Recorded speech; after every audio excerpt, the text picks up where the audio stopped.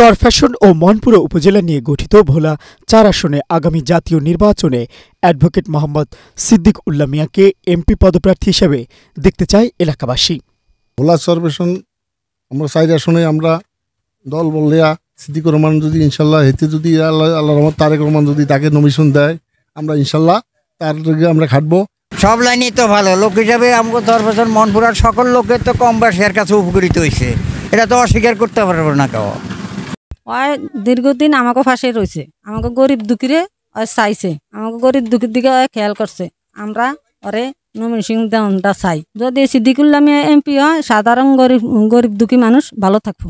Advocate Mohammad Siddique উল্লাহ মিয়া Barishal BM কলেজের সাবেক ছাত্রদলের সাংগঠনিক সম্পাদক ও জাতীয়তাবাদী আইনজীবী সমিতির যুগ্ম সম্পাদক। নির্বাচিত হলে সন্ত্রাস ও চাঁদাবাজ মুক্ত সমাজ গঠনে কাজ করার প্রত্যয় ব্যক্ত করেছেন তিনি। চরফ্যাশন মনপুরায় বিশেষ করে জাতীয়তাবাদী শক্তি যে কর্মীরা ছিল তাদের পাশে আমি ছিলাম, এখনো আছি, ভবিষ্যতে থাকবো।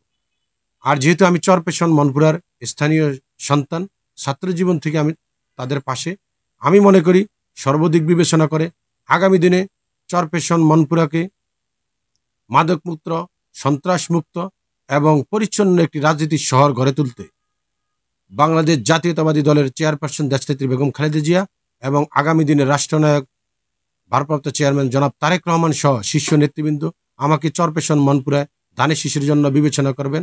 আমি তাদের এই ধানের শীষে আমানতকে হাতে নিয়ে চরফ্যাশন মনপুরাকে একটি পরিচ্ছন্ন রাজনীতির শহর হিসাবে আমি গড়ে তুলব। চরফ্যাশন মনপুরাকে একটি মডেল এলাকা হিসাবে আমি সারা দেশের কাছে একটি উপহার দিতে সক্ষম হবে ইনশাআল্লাহ। এছাড়াও বিএনপির ভারপ্রাপ্ত চেয়ারম্যান তারেক রহমানের ৩১ দফা নিয়ে কাজ করে যাচ্ছেন তিনি।